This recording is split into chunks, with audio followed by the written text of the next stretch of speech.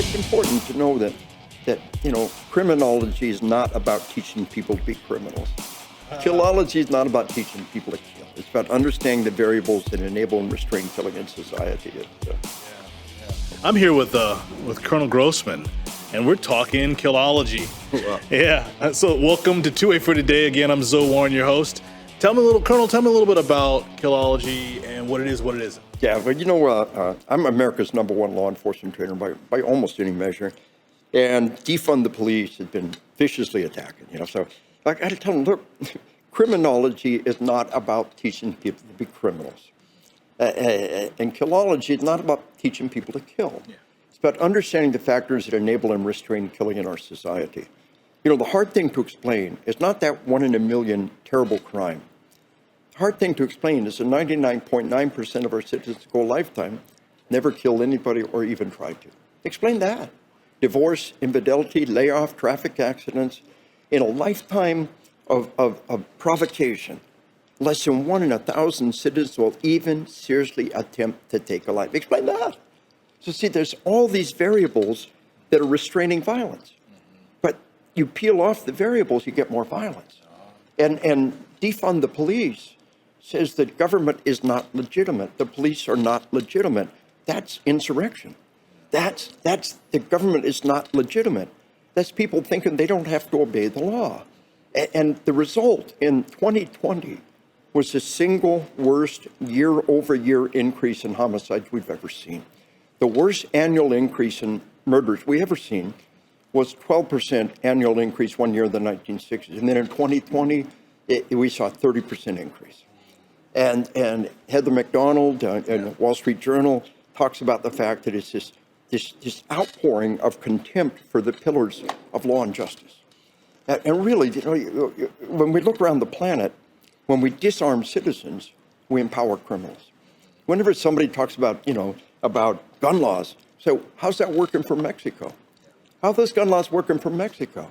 How's it working for Honduras, the most violent nation on the planet? Well, anywhere in the world you disarm citizens, you empower criminals. How are those gun laws working out for Mexico? How are you going to make it work when we got to make it work in Mexico? And they've been trying to do it for 50 years. Violence in Mexico, violence in entire Latin America is just mind-boggling.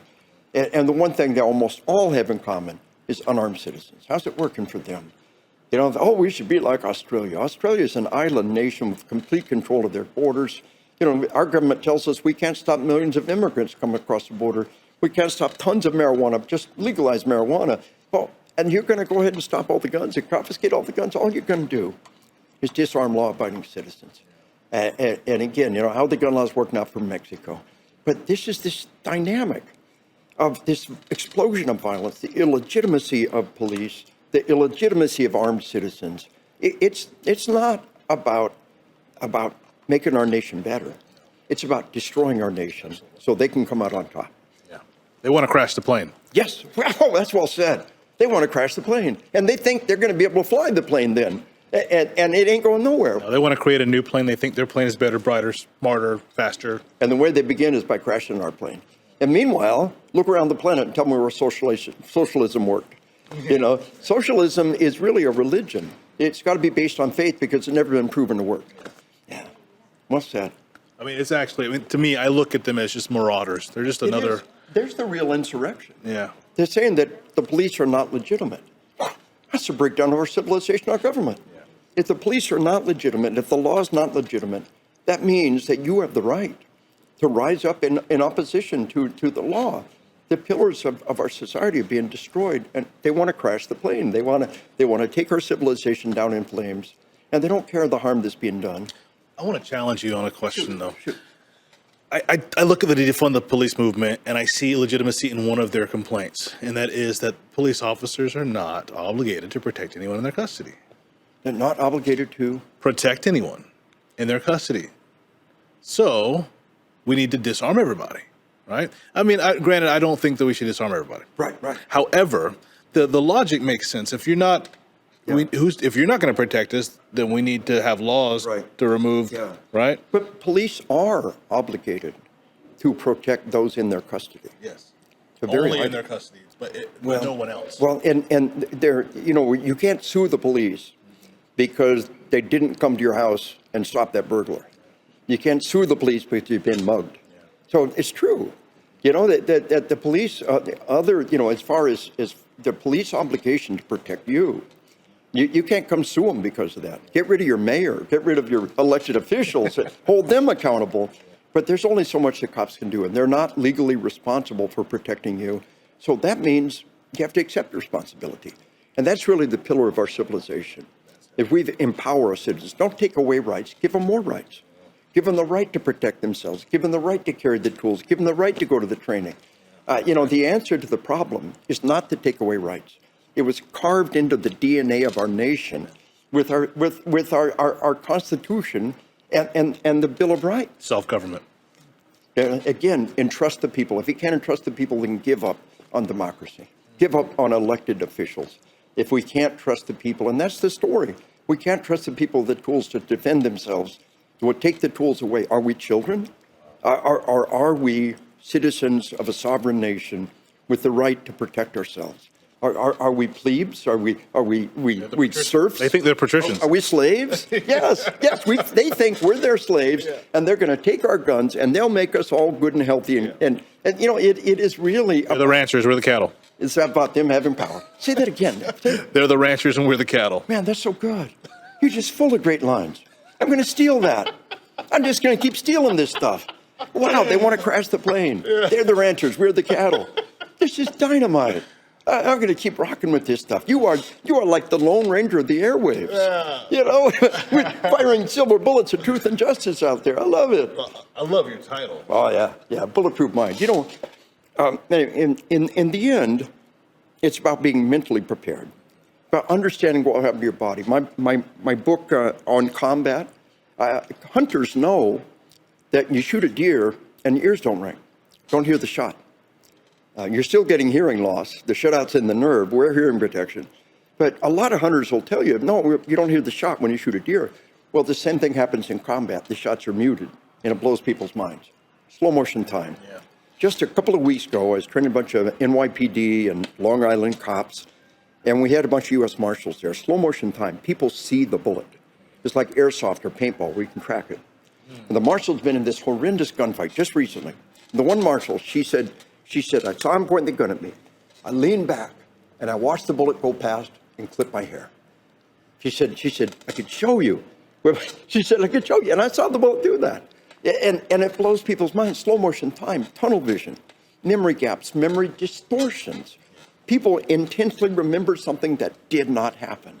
And we need to know those things ahead of time. We want them to survive spiritually, my book on spiritual combat, psychologically, my books, and we want them to survive physically and legally.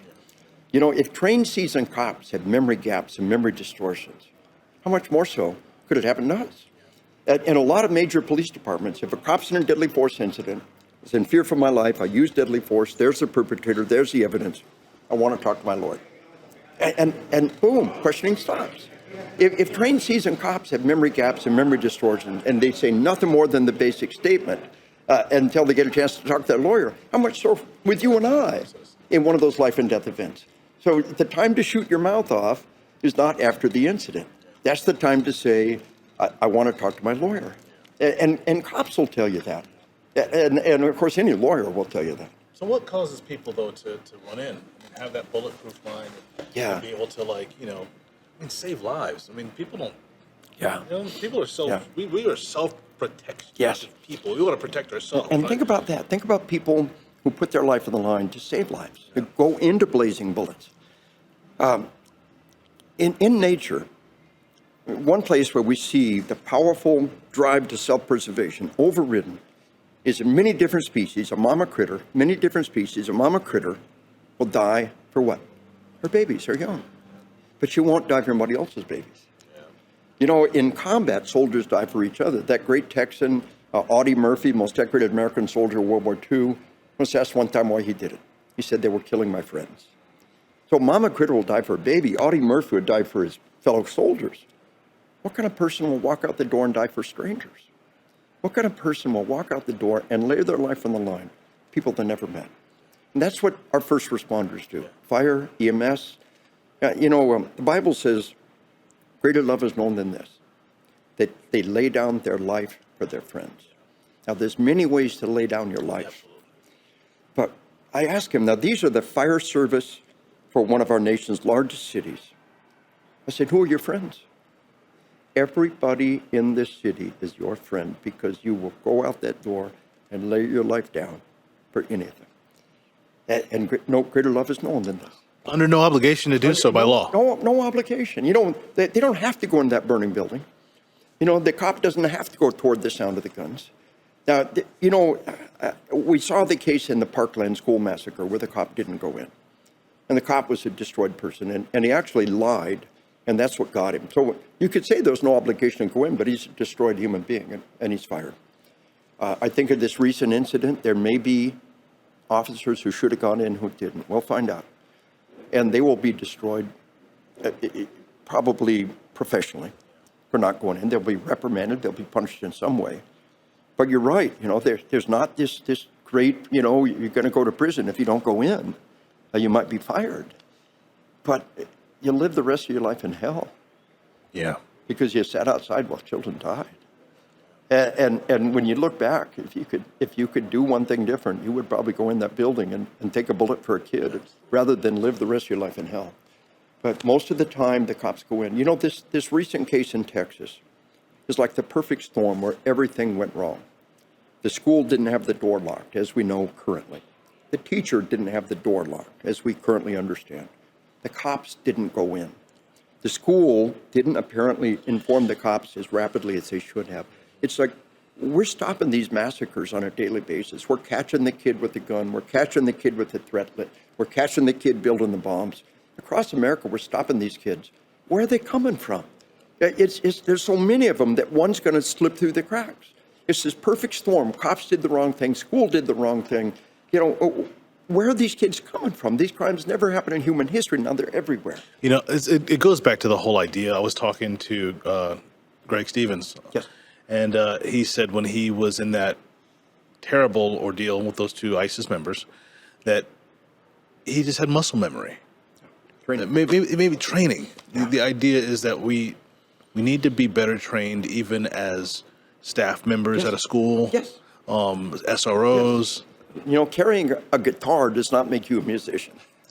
Carrying a gun around does not necessarily make you able to save lives.